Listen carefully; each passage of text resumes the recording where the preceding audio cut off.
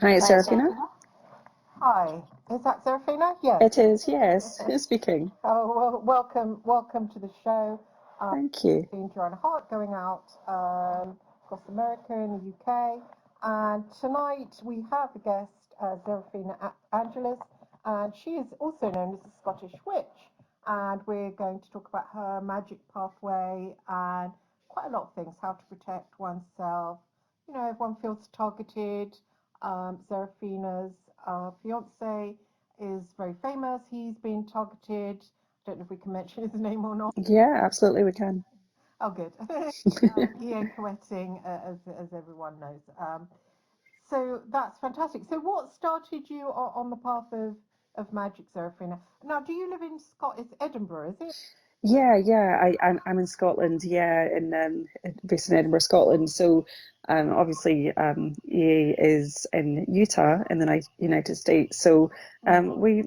we've been in a long distance relationship for 2.5 years. So we're traveling to see each other. And particularly during COVID, had to wait a while before we could see each other. But I'm based here at the moment. Oh, brilliant. Do you think that you might go out to America and live out there?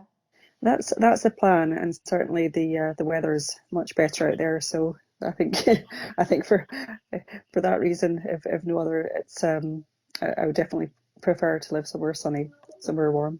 Yeah, exactly. I would. America's lovely. Um, so pretty. So, what started you on your magical pathway? Did you start when you were a little girl?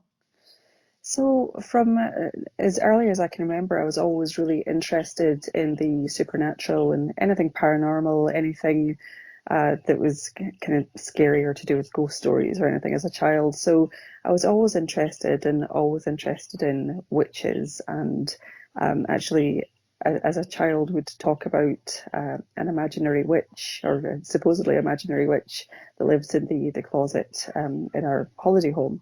So was always interested, and it wasn't until I was a teenager that I started getting into Wicca, and I started getting into tarot reading and crystal ball divination, and started kind of dabbling a bit more into magic and the occult. But back then, there just wasn't the level of resource that's available now, and there wasn't the level of kind of online support or networking that's available now. So everything that I could get my hands on was kind of from books or a very kind of small number of people locally that I could go to for advice. So I started off with tarot. I started kind of reading the cards for friends and for actually some of my friends' mothers who were interested in getting readings, and it grew from there. Really, I started looking more into spell work. I started kind of getting into candle magic, and then for a long time, actually, kind of put it all to the side. So I was raised in a Catholic family, very kind of long line of Catholic descendants, and sorry, Chris, are we recording or are we live? Oh yes, no, we're recording. We're recording because Yeah, to it, go. sorry to cut you. My daughter's making so much noise in the other Oh, room well, that it's really putting me off. So oh, I'm going to have to tell her to keep it down. I'm so sorry. oh no, it's okay. Will I you, can't actually hear her. I can only can you hear you. not? I Maybe think it's. it's just putting me off. So Oh right. I'll I, wait here. You go and sorry, I'll be 2 seconds out. Okay, I'm in the no other room worries. with my phone, but I'm going to just tell her to keep the noise down. Okay, I'll just be a second. Sorry. okay, no worries. So Zeraphina's just gone to slap her child. Okay. Ah, my son used to do that actually when I was on Revolution Radio to make me not Sorry about that. Oh, you're back. Okay, I'm great. back. Can that be edited out? Or I'll try. I'll try my best. Not thank to you. worry. So, Sorry about that. so carry on with your. Oh gosh. What now? Now I'm getting an interruption. Hi, Giovanni. I'm just on. You've come in. We're just on air. I'm just doing a radio show on air. Oh, that'll be really good. Now listen, Giovanni, the other day you caught me and I was just getting out of the car and I must have pressed hold and I was talking away to you and I thought, why is he not responding? I think I put you on hold or something and then you just hung up. So, oh God, that was. So will Well, you? don't worry. I'm just checking to see you're okay and everything. You sound a lot. You sound good now. So I mean, at least you're cool. You're good. So that's the most important thing is to stay strong. Oh, thank Really, you. really important. Oh, thank you very much. What was I going to say? I didn't get your email. Well, it must be because Caroline sent it you. Oh, did Caroline send it on? Because I told her that I didn't get it and she said she'd look into it. So that was this afternoon. So if she sent it now since this afternoon. No, she definitely sent you the email about Jeffrey Prime and Bethany. Okay, And great. Mike Bethany. Great. Okay, brilliant. Will you They're ring? two names that I think that I'll ring you tomorrow and we'll have a chat tomorrow. But I think no one's written a book. These are really, really top spies that did a lot of time in prison in the UK. One's dead, Right. and the other one is still alive. And like no one's really been able to. But I know them really well. I knew he's dead. The next time I'll meet him is in the next world. No, sorry, not the next world because I'm going to hell. He's probably elsewhere. I'm sure you won't. I'm Well, sure you I'm won't. going to burn in the devil's own private furnace. No, you won't. No, you won't. What was I going to say? So, if you can ring me tomorrow, we can talk. Because that'll be good. I won't be on air. No problem. You enjoy, okay, dear? Thanks, Giovanni. Bye. Take care. Ciao, Bye. ciao. Oh, sorry, that was That's okay. Giovanni Di Stefano. Actually, is currently on Sky TV. Ah, Yeah, there's a big documentary about him on Sky TV called The Devil's Advocate. oh wow. I must check He's it out. Yeah, he was Saddam Hussein's lawyer. Oh wow. He got put in prison because he was working all these legal cases, and he wasn't actually a lawyer. So he was a top lawyer working for Saddam Hussein and Arcon and all these other people. And turns out he wasn't a lawyer, so Oh, he's in prison. oh gosh. I know. So he's actually calling me from prison. Oh right, okay. I know. So Wow. And in the UK though, at least. yeah. Right. Not So out after there. after all that, so carry on with what you were saying. So you put it to one side after doing the candle magic, and then what happened? What brought it back? Yeah, so I put it to one side out of fear, really. As I said, I'd been brought up in a very Catholic family. I'd gone to Catholic school, and although we weren't kind of weekly church goers or anything like that, there was definitely that element of fear of the occult and definitely of dabbling in it and of the demonic. So I I'd started to experience quite a lot of kind of paranormal activity. The more I dabbled in tarot, the more I dabbled in the occult, and I started kind of looking into heavier stuff and more kind of ancient scripts and black magic. And as I started to get into that, I started to feel very much uh, surrounded by the presence of a lot of spirits, and I couldn't see them as such. It wasn't like seeing somebody in the same room, and I couldn't always necessarily even hear anything, but it was just an absolute sense of being, someone else being in the room, and to the point where I actually started to feel like there were crowds of people around me, and it became overwhelming. Hmm. And I did have an experience at one point when I had a couple of friends over that I saw a dark, shadowy figure approaching in a reflective surface, and my friends saw it as well. And that scared me to the point where I kind of put everything away and just gave it up at that point. I just put it away and I stopped practicing. I kept learning, I kept reading, but I stopped practicing, and there just wasn't like I say there were books, and there was like a small local kind of occulty shop with crystals and sage and things, and someone there that I could talk to, but there just wasn't the kind of support out there for who do you turn to when this stuff starts to happen. I couldn't talk to my family about it I couldn't talk to friends because they just didn't understand. So I very much put it on hold and just kept learning, but really stopped kind of intentionally practicing. And until later on in adulthood, and at various times I would kind of dip in and out of practicing again and learning different paths and continuing my studies. But it was actually in my 30s that I really started practicing again, and it was of all the kind of silly things or somewhat silly things to get you back into it. It was actually after a failed relationship, I decided that I wanted to start working with spirits. I wanted to start using candle magic again to see if I could manifest the things in my life that I wanted to manifest. So things like the ideal partner, to meet my soulmate, to that was the kind of draw at first, but from there it became very much more about the spiritual path itself rather than what I could obtain, what kind of physical or material things in this life I could obtain.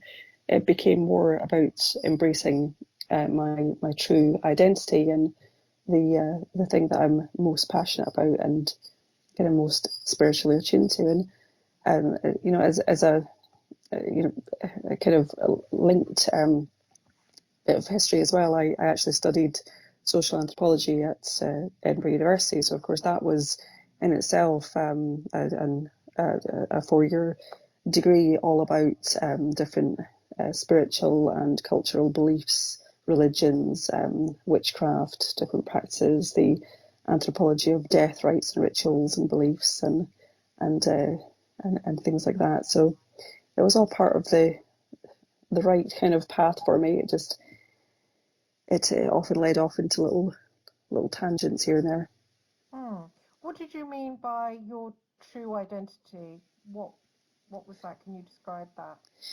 Yeah, so I think, I mean, my true identity as a witch and as an occultist and as someone with a very kind of spiritual nature and spiritual path and spiritual beliefs. So, not as somebody who is either limited to the kind of mundane life of just doing an office job or just believing in, the here and now and what we can actually see and hear around us, but very much believing that there is so much more around us than we can actually physically see and hear. There is so much more between heaven and earth, as they say, and also to not be limited to the belief of any one religious system. And nor would I describe myself as a Satanist. So that's a big misconception out there. But I do believe that there are many spiritual forces, there are many spirits, there are many ancient gods and goddesses, and many higher powers that we can tap into, tune into, work with, to and connect with, to learn and to grow and to enhance our life experience and to grow as not just in this incarnation, but to grow as a soul and uh, as a spirit rather than just a person. It's strange. I noticed I mean, I started studying the occult like you when I was younger, and just recently, I think it was when I came across Brian Barrett. I think your fiance's on his channel. Yeah, it was. It was Becoming a Living God channel. Brian Barrett was talking to Jess Garrett, and I'd had this, scary encounter. And he actually it was Brian Barrett that introduced me to, Shem Yaza actually, Yeah, and through the sigil, and communicating with him. And I would never have thought of doing that myself. yeah, It's quite an interesting thing, but it's also a scary thing because, although you can get communication back, then you start to think, well, what kind of entity is that? And if I If I carry on down this pathway, am I gonna, get in trouble, or am I doing something wrong? And, all those things Yeah. that. There's a huge amount of fear attached to it, and I think that that is something that most of us go through when we start becoming more interested in, aware of, or indeed practicing any of the occult arts. And I think that a lot of it stems from, well, social kind of ideas about what's right and what's wrong, and a lot of that comes from, of course, Hollywood and things being very much misrepresented in films, etc. But a lot of it also comes from whatever kind of family values we've had instilled in us, and of course the religious context that we're brought up in. So for those of us who are brought up Christian, Catholic, or in any specific religion that we would consider any sort of work with spiritual entities or witchcraft, would consider that evil and wrong. It takes a lot of time and a lot of work to really come to terms with that fear and to get past it. And in fact, I do remember that was one of the things that I first spoke to EA about, was this fear that, am I damning my soul? I guess deep down there was this very much deeply embedded belief in a heaven and a hell, and that I might just be damning my soul for all eternity to hell by going down this path. And can I say that I believe in that kind of simplistic view now, that kind of duality of just a heaven and a hell? No, I really don't think I do. I believe it's far more complex than that. But at that stage in my life, I think I probably did. Mm. What do you think about entities like Shem Yaza? Because I know EA's done a bit on him. You ever tried to contact that particular? And not that particular entity. No, I haven't. I know that EA has, and that JS Garrett has done quite a lot of work with Shemyaza. I mean, I think that I certainly wouldn't rule out working with that entity at some point in the future. I think there are so many entities that we can connect with and work with, that working with each and every one is a very specific, very individual and unique experience in itself, and of course they all have very different things that they can enhance in our lives, and things that we can learn from them. So I think for me there's no longer a fear. Like I think that there's a healthy respect in working with these entities, but there's not a fear as there was in the beginning. Mm, mm. Brian was saying to me today about the jinn. I started working with my jinn. I believe we've all got one. And he was saying, oh, there was this guy who ended up killing his parents, and you've got to be careful with the jinn. Mm. And I was like, oh, well, I don't know. What do you think about that? I mean, I didn't know what to say back to him. Um, what do you think about that? Yeah, it's an interesting subject, and I mean, obviously, there's so much controversy, as we know around mental health and black magic, and I mean, there are several things I could say on that. I think, first of all, the kind of person who is interested in magic and who is interested in uh, working with demonic entities has often had a difficult life, and we've often had Yeah, that's true. difficult experiences, and we've actually come to this path of what would look from the outside like a path of darkness, because we've come through a path of darkness. So Hmm. it's not that we have I wouldn't say that it's your typical kind of life choice, but I think when we've come through difficult experiences, we are seeking empowerment. We're seeking ways of, like, being in control of our own life and our own path, and Hmm. empowering ourselves. So I think that you could argue that that there has to be a little bit of insanity to begin with to actually get onto this path. Equally, I think that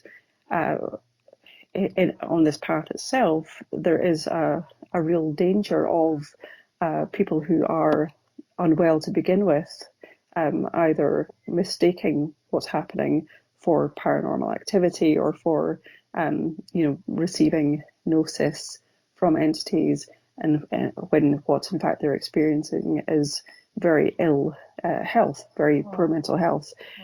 And to add to that, I would say that for those individuals, there is a real risk that dabbling or getting very deeply engrossed in black magic can actually worsen their mental health.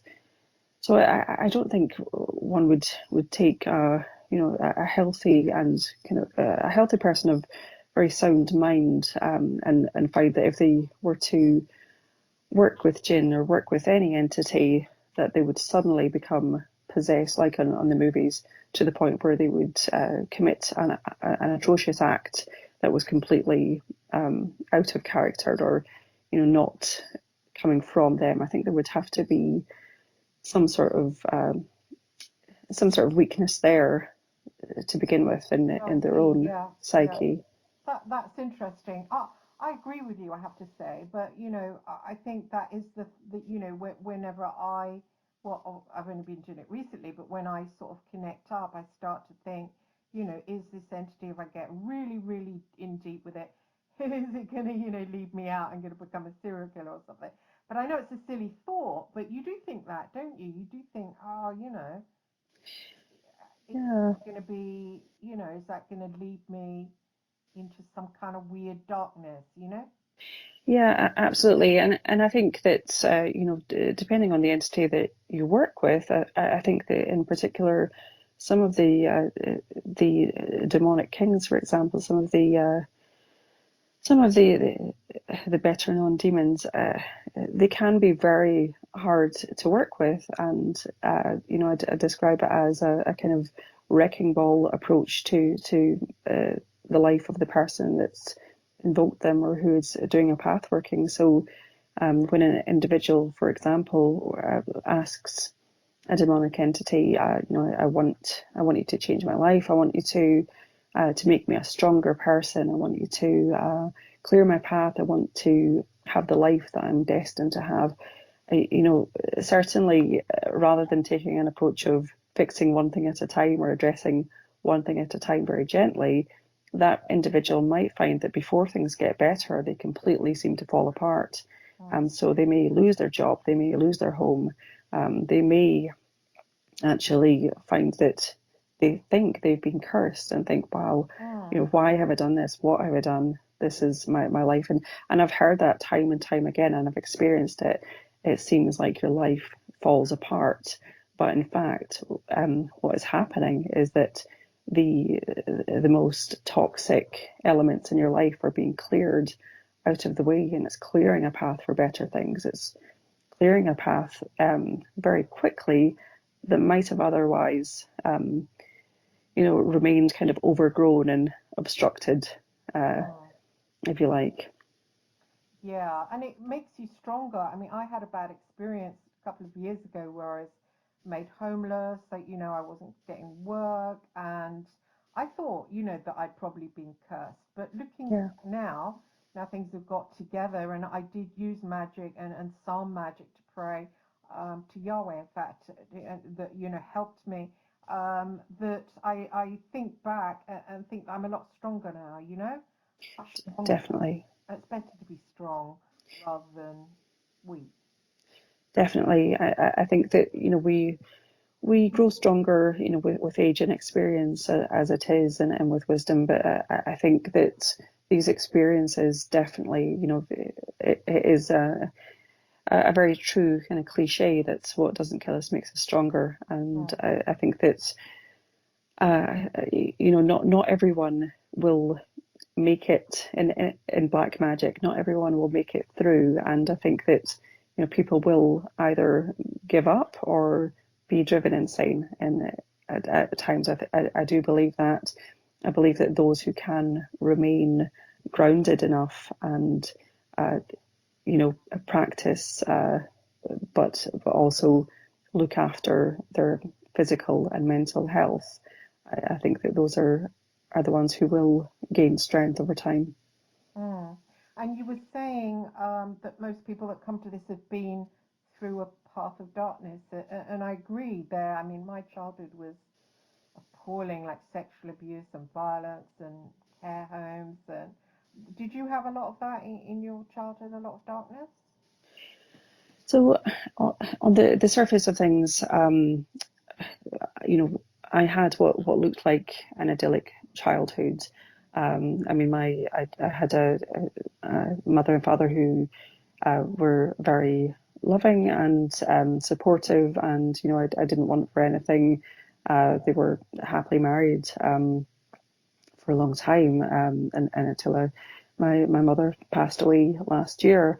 But I can't say that I had an experience like you described, and or that my fiance had of different kind of foster homes and intense abuse. I had an experience later on in childhood that was traumatic, that I'm still kind of coming to terms with, an assault, and it's I think that certainly plunged me into a great deal of darkness, because there wasn't really anyone that I could talk to about it. It was, and it's not something that I ever really addressed at the time. Uh, but growing up in a Catholic school, we were taught all about kind of shame and guilt and fear and the wrath of God. So it wasn't the most kind of supportive environment for a young girl to say, something happened to me that wasn't okay. And fortunately, that isn't the case now. I think there is a much better kind of culture of communication with our children and with young people today about speaking out, and thanks to things like the Me Too movement. Yeah. But I certainly had my darkness, and I feel almost as if I feel almost guilty for feeling that way or saying that way, because on the surface of things, I had so much to be thankful for, but underneath it all, I, as a child, was very depressed, very anxious, really struggled, and had very kind of intense emotions, and I had a difficult relationship with my parents, and in particular my mother, um, which caused me a great deal of difficulty growing up. And so, yeah, I think that it's all relative to the person, but certainly I was in kind of my own world of darkness. Mm. And do you think that, because you said that, about walking the path of darkness, do you think it leads us to a point where, because we've experienced it and tasted it, and not many people, well, they don't, people that have suffered, people that have had traumas, like you were explaining, they encounter the darkness. Do you think because we've encountered it, we want to then feel it around in it and sort of explore it and to find out its nature? It's a really interesting question. I've never thought about it quite like that in the past. I think I've always considered that we are looking, or it's something that we're familiar with. We're familiar with that darkness, and so it comes naturally to us. But I think that sometimes it's hard for me to kind of differentiate between my intellectual brain on things and my spiritual kind of sense of things, and I can struggle with having very conflicting views between both parts of myself. So intellectually, I feel that, well, it's sensible to think that someone who's had trauma would look for a way of reclaiming their own power, especially, Mm. victims of abuse. We're looking for a way of feeling powerful again and feeling in control. And what better way than black magic to absolutely take control back and take power back in our Mm. hands. Do you think it needs to be black magic to take control back, or could it be white magic, or is that? So I don't differentiate between. Excuse me, one moment. Sorry, I'm going to put you on pause for 1 second. Okay, I fine. just had an interruption. I'll just be a Okay. second. Sorry. So that was interesting, listener, wasn't it? White magic and black magic. I've always thought, oh, black magic's scary, will burn in hell. White magic, probably just be able to make your excuses at the pearly gates and sneak on by. But black magic, down you go into hell. But that's my Catholic upbringing. So, yeah, it's quite interesting. I didn't intend to get interested in black magic, but then, oh, you're back. There you go. Sorry about that. I'm so No, sorry. it's okay. So you were Doing saying about not differentiating. yeah. So I don't consider. I mean, I know that there is obviously black magic, white magic. I consider that at the end of the day, magic is. It is kind of like blasphemy in a way, because we're saying, to any, we're turning against any sort of Abrahamic religion, or any sense that we will accept God's will or accept our lot in life. And we're saying, no, actually, I'm not going to leave it up to another power, or to God, or to anyone else or anything else to be in control of my life. I'm going to take control. I'm going to create the reality around me that I want to create. And so that is in itself magic. It is using tools, energetic tools, whether that's the lower magic, and it's you're using the candle magic, or the natural laws of the universe, or whether you're working with specific entities. It is about taking that control and actually manipulating reality, creating reality in a way that serves us, or serves our wants and our needs.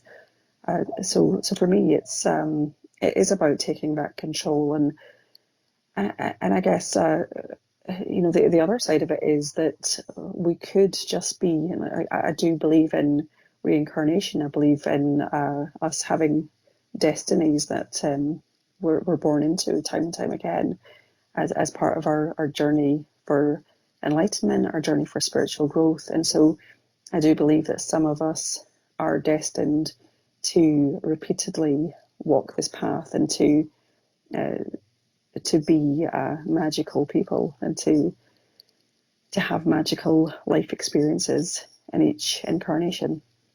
Mm, mm. Do you think with the entities, I had an experience somebody gave me when I was being made homeless in the middle of it. Somebody gave me, it was some prayers, some psalm prayers, and passwords to unlock the psalms. So I went out into the park. I was shouting out for, these psalms, and it was Psalm 23, I think 51, 72, and then all about Yahweh. They were all about Yahweh help me, and calling, Yeah, I want to come under your wings. And I actually got helped by somebody, and okay, I'm just in, somewhere temporary. It's just, rented. yeah. I really believe it was a result from that. So I feel sometimes, am I able to work with Shem Yaza when I've been helped by Yahweh? I don't feel like, shitting on Yahweh working with Shem Yaza. I mean, how does one work out? Is it offensive to Yahweh to work with Shem Yaza? How would I work that out?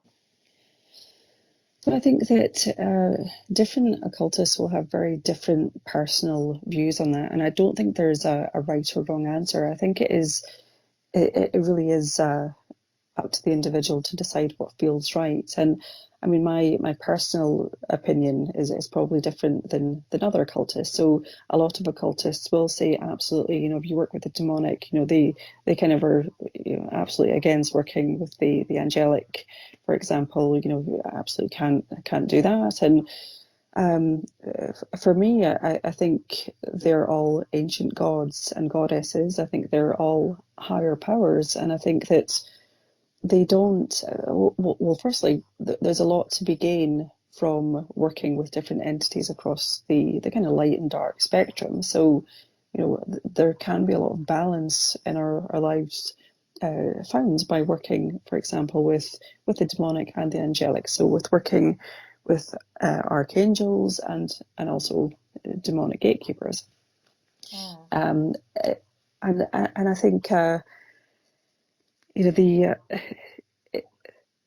other thing that I would say about that is I wrote a blog about this recently about I think it's anthropomorphism. I'm forgetting the word now of the gods, but it's basically the tendency for us to attribute human-like kind of characteristics to non-human objects or entities. So the fact that I think that we feel that, Yahweh would be angered by that, or the demonic would be angered by us working with the angelic, and we're assuming that they would think with that kind of thought process in the first place, that they would have that kind of perception or jealousy or and for me, I really don't think it's that black and white, but many occultists do. They really do, and certainly, I'd be sensible with it. I wouldn't work with different types of entity at the same time, for example. I should respect for each one, but I think that it's part of our path to work with different entities, and I think it's going to be a unique decision for everyone to make, really, in terms of what feels right. I totally agree with you. I think they're all entities. I don't think Yahweh is anyway. I mean, is he the creator God, or is he, as Brian says, a storm god? He's probably one of the Anunnaki. He's probably an entity of some kind, but just an entity, not and all that stuff about the demonic not liking and all that. Is that even true? I mean, it's just what we're told, isn't it? It is, and I mean, if we look back at if we look at the similarities between some of the gods and goddesses, we realise that they're all part of a bigger power. So, for example, the Egyptian god Ra, the sun god, and then we have Sorath, the demon, the sun demon. So, there are similar kind of, and there are so many different variations on the storm god as well. So I think that ultimately they're all part of, certainly they have unique individual essences themselves, but I think they're all part of a bigger power that we can't even begin to understand, let alone explain. Yeah. When I had that experience with Shem Yaza, I had the interaction. I had the communication back that he wanted me to rise early, to not eat meat, not eat dairy, to bathe before I burned incense and communicated with him. Do they always make demands like that? I found that a little bit not what I was expecting. They can, and certainly there's a lot that we can learn from by reading up on different offerings for different entities and what they tend to favour. But there's also a lot that we can learn that we wouldn't have known or wouldn't have read anywhere. And again, it can be different for each individual. And when I was working with Asmodeus, one of the and I wrote about this in my contribution to the compendium of Asmodeus for Become a Living God. I had researched, of course, the demon, but I hadn't wanted to read too much of other people's work or their thoughts about him before doing my own path working, and I'm glad I didn't, because one of the things that I was very used to doing at that point was I would often get into kind of trance state by having a spiritual bath. So I would have a very hot salt bath or a spiritual bath in order to really get into a deep trance state and actually connect with different entities. And I would gain a lot of really clear gnosis from that. But one of the things that came through very strongly from Asmodeus was not in water. And, it struck me as so so odd that I wrote it down, and it was only then after having that instruction that I read about the fact that, you know, historically he has an aversion to water. So there will be specific instructions that we'll get, but I think at the same time some of these entities will test us. So they will test us to see how far we're willing to go and what we're willing to do. And to pass the test is not always necessarily to obey, as one would think. It is often to demonstrate a kind of strength of character, and you know, showing that we have our own boundaries as well. I found it hard to follow those orders of jumping out of bed at 6 a.m. and bathing, and Yeah, so I can't actually do that. I would as well. I would find that hard. Yeah, it's too much. And as for not eating meat and dairy, I've been trying, but I mean, apparently, he finds it offensive a body with the animal. That's what's communicated to me. You know, the animal produce and the animal, you know, that it bungs up our bodies. Yeah, I think there's a lot to be said for that, and I think that there's a lot to be said for, you know, our physical health correlating with our emotional, mental, and spiritual health. I think that, you know, it's very hard to have a healthy spiritual mind, and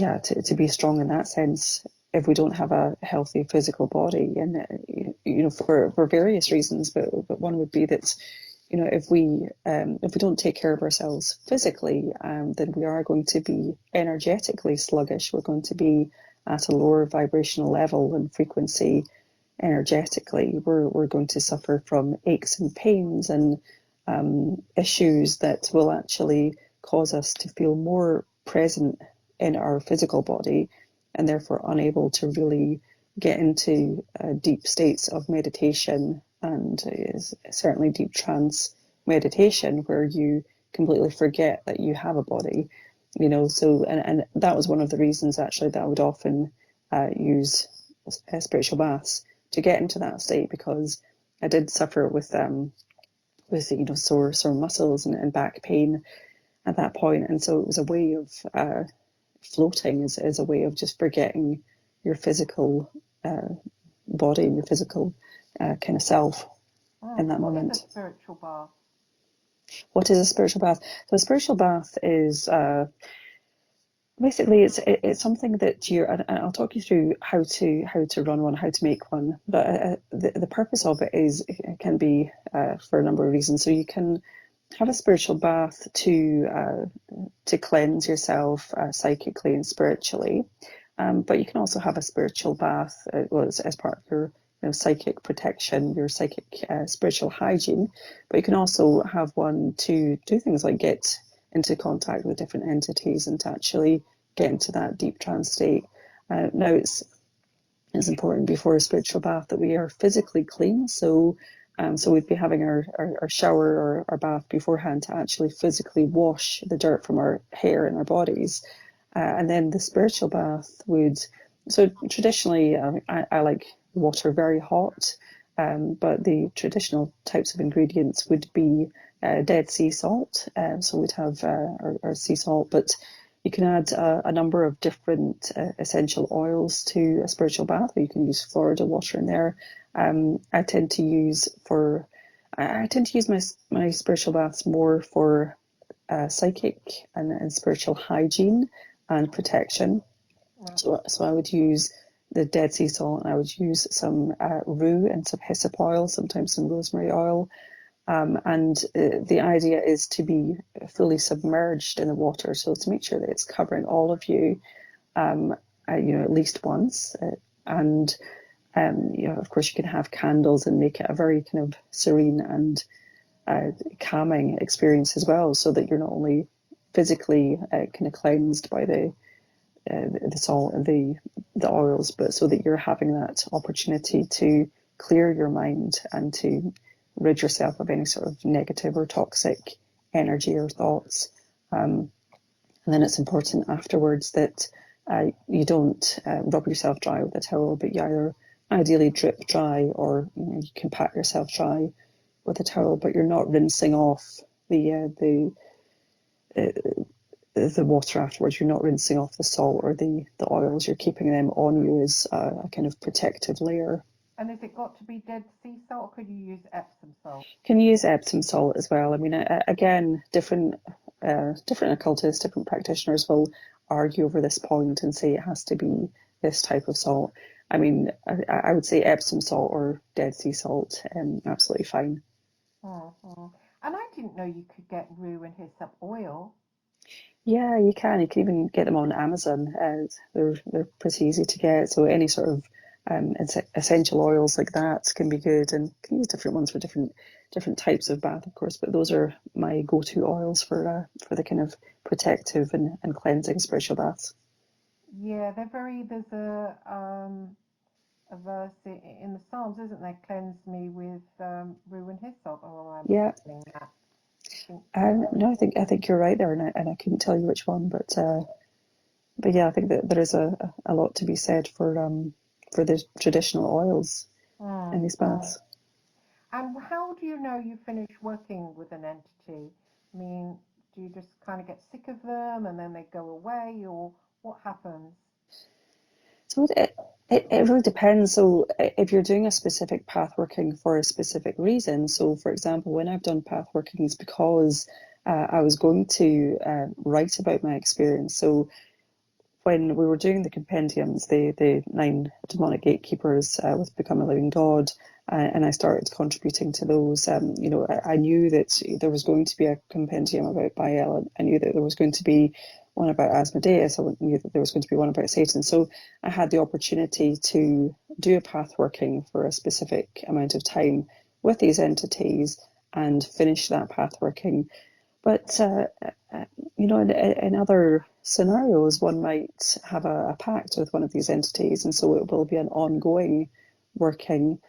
And at other times, we might work with an entity for a specific amount of time for a personal goal or something that we're trying to learn or achieve. And there are other entities that we might work with on and off, not have a specific pact with per se, but might work with. And some practitioners do certainly do the whole banishing after an invocation or evocation. They will do the banishing, and they'll very much kind of consider that path working closed. Like I suppose personally, I'm less formal about it. I never banish. I simply feel that that particular intense period of working together is over. But I feel that once you've worked with one of these entities, they never really leave. But at the same time, I don't feel like there was ever a time that I decided to work with them. I feel that they decide to work with us, and they'll let us know, and then we'll think that we've been inspired to work with them. But mark my words, it's always their idea. They always know about it before we do. Yeah, you're totally right, totally right. Do you think, if you're having trouble with somebody targeting you, say somebody's targeting you and you feel that it's gratuitous and they're relentless and blah de blah, would you call on an entity against them, or would you do binding, or, I mean, what is best in your opinion? So there are so many different things you can do for different situations. I mean, if for myself personally, like I think just doing the work that I do and having my name out there and being engaged to EA Coetting, it's kind of it goes with the job description that I'm going to have a lot of people targeting me, either because they dislike me or they dislike him, and I'm associated with him, or because quite the opposite, they are obsessed with him and think that I'm in the way. Oh my So God, you get a lot of that. I do, Kind of funny. unfortunately, yeah, I Oh my do. God. And so yeah, for me, I have to have high levels of spiritual hygiene and protection in place at all time. But I also am very fortunate that you know, my fiance does have very high levels of protection on me and on us and our loved ones at all times as well. So I think there are the kind of daily practices and routines of things like the spiritual baths, having various amulets and kind of ongoing protection and defense around on my person, on my loved ones, on my home, my property, at all times. So there's the kind of daily, you know, keeping your spiritual immunity up, if you like. And then, of course, we do have to deal now and again with very specific attacks from individuals or groups of individuals. And so, depending on who the individual is, if I know who it is, and how much harm they're doing, you know, my defense and my response can range from doing a kind of protection or return to sender type of spell to something much more powerful. But interestingly, what I find is that there are certain rituals and certain entities that one can work with, where you can get to a stage that actually anything, it's almost like having bulletproof glass around you. Anything that's fired your way will absolutely automatically bounce back and just destroy the person who sent it towards you. Now that is that's something that you can work on through various rituals as something that you can actually put in place as a defense. But I think that there's also something there that's almost like a natural kind of spiritual defense that I've had since childhood, and even at times when I wasn't actively working with any entities or practicing witchcraft, I would find that when someone treated me very cruelly, very unfairly, terrible things would happen to them. Their life would fall apart, and not because I had acted against them, cursed them, even necessarily wished ill on them, but it still happens to this day. It's quite remarkable.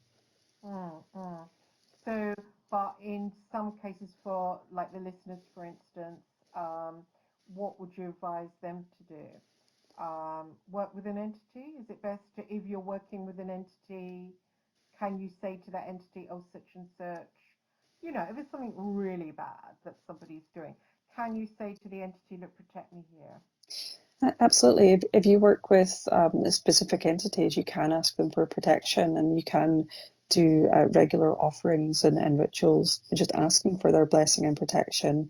And if you are being targeted by someone, or you feel that you have something thrown your way, there are definitely various rituals that you can do for, you know, to do kind of return to sender or banishing rituals to send that back. And I mean, there's so much information out there, which is great these days, about spells that people can do themselves. So there's so much information out there, and of course there are practitioners who can do these rituals for other people. I do spiritual protection and return to sender rituals for clients.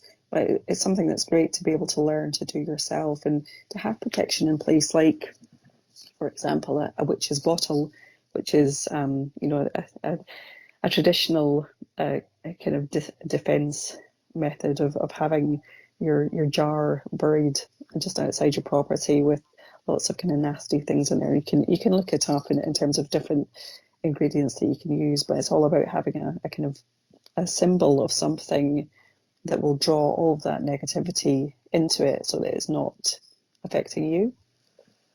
And and of course there are more of your kind of depending on what the result is that you want. Certainly there can be things like freezer spells, and there are bindings that you could do to stop someone from harming you.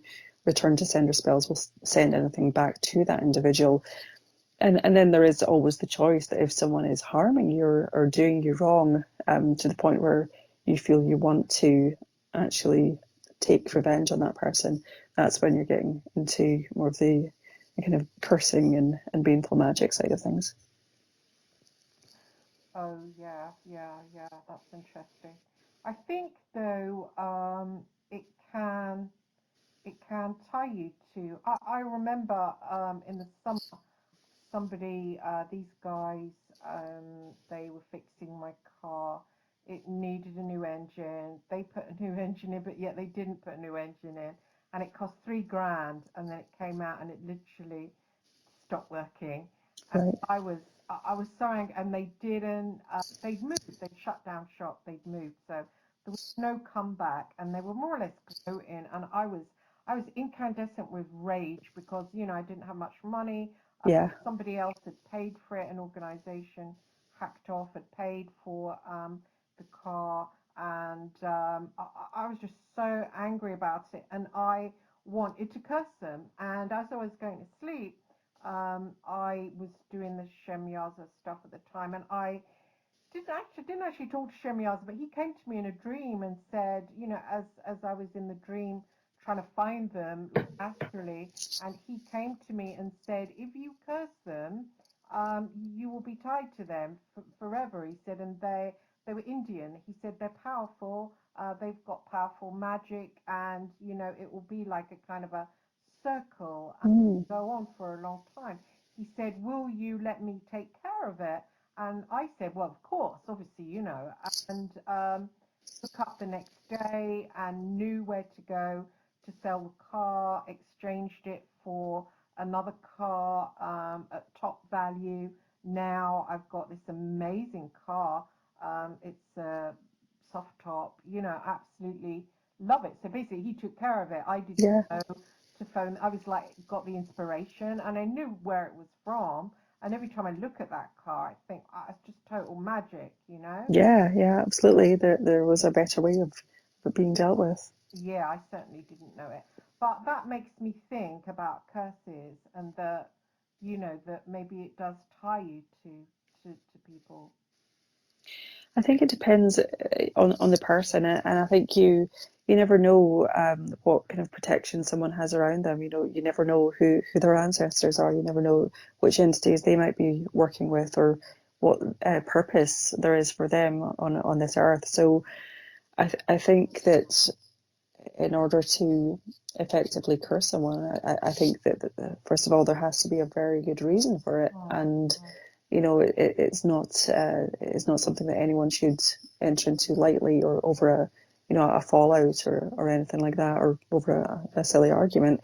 Um, I think it has to be absolutely justified and very well thought through beforehand. But I think there are steps that you have to take around the curse as well to make sure that it's not going to have that kind of backlash on you. So, things like binding the individual before cursing them, because if they have any sort of protection on them, then it's going to potentially come back on you. So binding them, but also unbinding yourself, so that if they have bound you, then your magic isn't going to work on them, and it's going to potentially have that backlash. mm. I think if it can be a way of getting that kind of closure for some people too. If someone's angered you so much and wronged you so badly, and you've tried through other methods to get justice. So, say if somebody has defrauded you and you've gone to the police and you've spoken out against them and you've tried to get your money back and you've tried to get justice, and all of that has failed, that is when, for example, someone might look to Baneful Magic to get that hatred and get that rage out of their system, Mm. and also to put it onto the other individual in a way that they deserve. And I certainly can't say that I'm opposed to that. I think that there's a lot of responsibility that has to be taken with it, though, and I think that we have to keep in mind that people have families and people have children, and often when when practitioners are sending out curses and baneful magic willy nilly, if the other practitioners that they're sending it out to are protected but not very adept, then it can end up bypassing that individual and hitting an innocent person that happens to be close to them. Exactly. I think it's interesting you said about unbinding, because I think, a lot of people practice magic and you don't know about it, and they, set a binding on you, and you can be unaware of that. Yeah, definitely. There's definitely a lot to be said for kind of thinking, well, what would I do? And so, if anyone who knows anything about magic, if they're going to uh, if they think that you're going to curse them, they're going to bind you. So, it makes sense to unbind yourself and bind them before carrying out a curse. Exactly. Well, it's really interesting to have you on, and Thank you. come back. Yeah, absolutely. I feel like we could talk about so much. Yeah, I know there's so many subjects. We should think about something else, and you talk, I'll listen.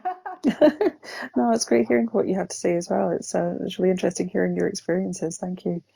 Oh yeah, thanks. But we know so many people, don't we, that are, and I've seen you out there, and I love your name as well, the Scottish. It's so Thank you. resonates, doesn't it? It's like I just see you then with a little, with a black hood and a velvet cape walking into the woods. Right, yeah. Just And imagine and that. and I hate to shatter the reality, and normally with jeans and a t-shirt walking Oh, I into know. into the shops, but it's a nice idea. It is, doesn't it? I just see you like that. Oh, well, brilliant. And pass my best to EA. I will do. Thank Came on you. the show a few times, and yeah, interesting guy. And you two look so nice in your pictures. No wonder you get. Oh, thank you. Who do you, no wonder you get jealousy to resonate in that sort of, posh and Bex kind of, well. Thank you. No, that's wonderful. I need to tell him that. He'll laugh at that. Posh and Becks of black magic. No wonder you get all the jealousy. Oh well, never mind. I suppose that's going to happen, isn't it? Well, on both sides. Yeah. There are a lot of people who are very big fans of his, and um, I'm yeah, I can't say I blame them. So Yeah, and I'm sure you've got your fans as well. yeah, no, absolutely, and I have some very loyal, long time supporters and clients who've really become very good friends as well. So Mm. so yeah, So it's where can definitely nice. people get hold of you if they need help, etc.? Yeah, so my site is Scottish Witch, that's all one word.com. Mm-hmm. So they can get hold of me at my website. There's a contact form there, but also on Facebook, Zeraphina Angelus, and maybe we can put this gets misspelled a lot, so we can maybe put a link to that in Yes, the description. awesome. And I do have a Facebook page for Scottish Witch as well. So and I do some work with Become a Living God too. So yeah, various ways that people could get in touch. And your book, that sounded the one about Asmodeus. Now, what is the title of that? Yeah, so that's one of the 9 demonic gatekeeper series through Become a Living God, and I contributed to that one. So that was the compendium of Asmodeus, and there's the compendium of Baal and the compendium of Satan. I've contributed to those. They were the last 3, and they're all available through Become a Living God. So Become a Living God website. Is there a compendium Shemyaza? There's not, but that's a good idea. So that could be one for the future. Mm. Yeah, I mean that's an interesting being. Um, Yeah, definitely. I think that's one that J.S. Garrett might definitely want to head up. yeah, I think he said something about writing. He hasn't started though. I think he's been busy. Hasn't kicked off that yet. Needs to push. Yeah, he's been very busy with because he's a good friend of ours, and he's been very busy with rituals, and definitely keeps himself very busy with work. Yeah, yeah. His experience with Belial was fascinating, I thought. Yeah, very, very much so, and I think it completely changed his life. But Belial is one of those entities, and when I talked earlier about the wrecking ball approach, Belial is absolutely who comes to mind.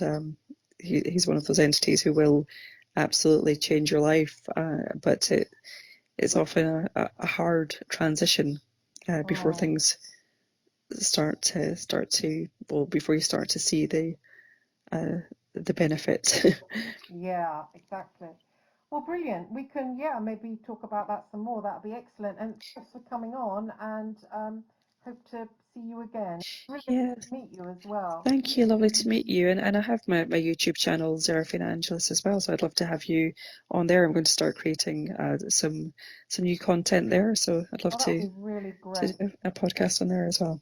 Oh, thank you. And I'll link that below as well so people can Thanks. see you. And yeah, I'd love to come on. Brilliant. We'll have to arrange that for very soon.